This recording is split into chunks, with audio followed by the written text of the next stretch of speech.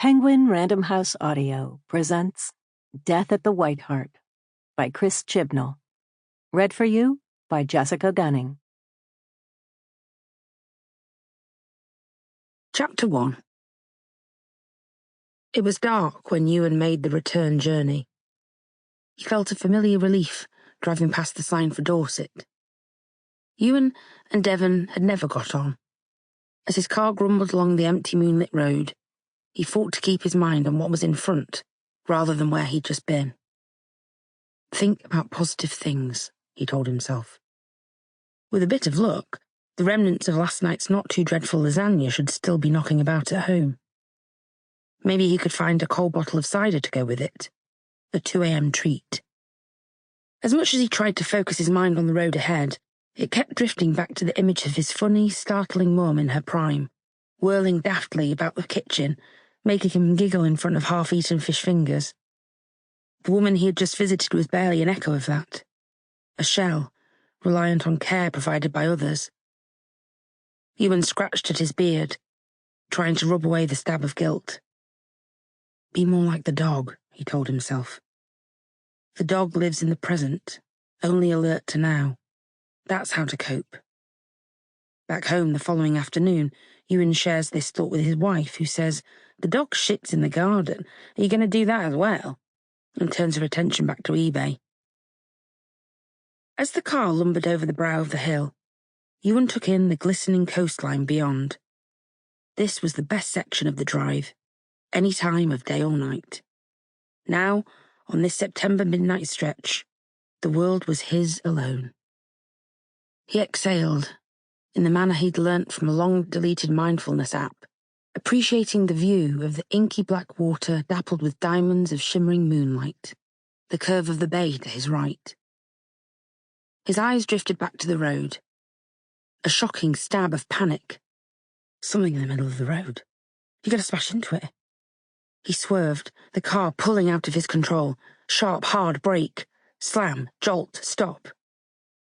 Breathe.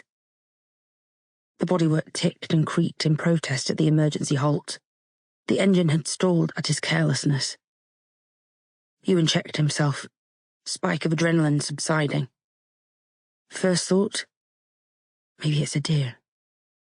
Second thought, as he peered through the windscreen, that's not a deer. Ewan's shaking finger fumbled at the car's hazard lights button. He got out of his car and began to walk hesitantly towards the unmoving shape in the middle of the empty A35, oblivious to the fact he'd left the door open, not hearing the alert repeatedly pinging, nagging its now absent driver. Ewan didn't notice the flashing hazards turning the dark of night intermittently orange. He was too distracted by the object ahead. As he approached it, Ewan felt for a moment like he was looking down on himself from above in the night. A tiny lone figure in a vast vista.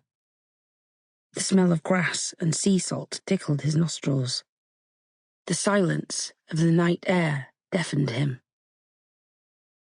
Ewan approached the object placed across the 2 lanes of the road. He had not hit it.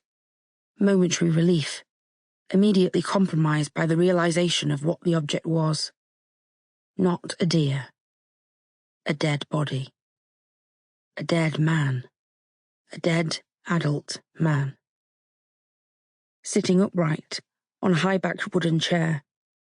Trussed to it, seemingly naked, his lower half placed inside an old sack tied at the waist. Left here. Like it, the body, the corpse, bloody hell, a corpse, had been put here, placed deliberately. The chair bisecting the white lines down the middle of the road. Arranged. But the arrangement of the corpse on the chair was not the most startling thing. Attached to his head was a huge crown of deer antlers. Ewan reached out instinctively to touch them, but then realized he probably shouldn't. He pulled his arm back. He took his phone from his pocket, hesitated. Was this a 999? Bit late for an ambulance now. He dialed anyway, and told the operator he thought he probably needed the police. Chapter 2. As the call came in, the bedside clock read 03:17. Nicola Bridge was not asleep. She had managed just under 4 hours, waking around 2:42 a.m. Since then, she'd been lying still, refusing the urge to pick up her phone or turn a light on, instead keeping her head on the pillow and examining the new ceiling. The light from the hall, they still kept it on overnight despite their son Ethan now being 17, a habit from his childhood years none of them yet wished to break, was coming through the gap in the door, casting a narrow shaft of light across the floor and the end of the bed. Nicola had not yet managed an undisturbed night in the new house. 7 weeks and counting. She didn't think it was the house was fine. The bedroom was fine. She even hoped to like it in time. But she found herself jolting awake around 3 o'clock every morning. Angry. She'd always been a light sleeper. That only increased with Ethan's birth, when she had found herself more sensitive to night noise, alert to the needs of her new son. In the years since, undisturbed nights had become panaceas enjoyed only by others, including Mike. When they first got together, she had boggled with admiration at the way he slept, rarely moving, seemingly at peace. He claimed never to dream either. She had found that suspicious. She'd learned to live with her own nocturnal wakefulness. Previously, she had even liked having the dark to herself. The silence meant she could think, sometimes about work, sometimes about life. It occasionally brought clarity or a new perspective. That had changed since the move. Her 3 a.m. thoughts were no longer ones she wanted to be alone with. Quite the opposite. She could feel the anger rising as she lay there. The sweep of bed-bound emotion usually followed the same pattern. Anger would become resentment, which would slowly slide into self-doubt, guilt, ultimately falling into a pit of profound existential dread, before once again rising up into what she could only describe as a seethe.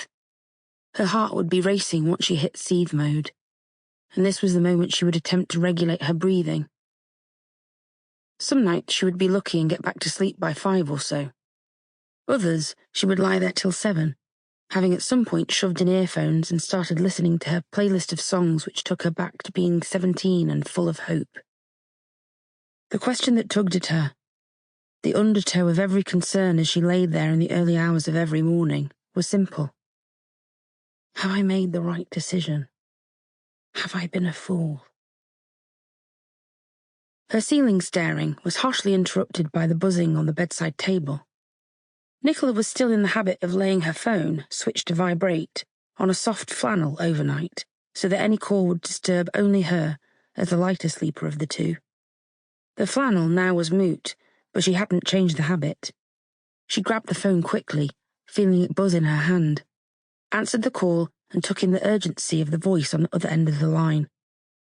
Detective Sergeant Nicola Bridge listened to the description of what she was being summoned to with rising incredulity.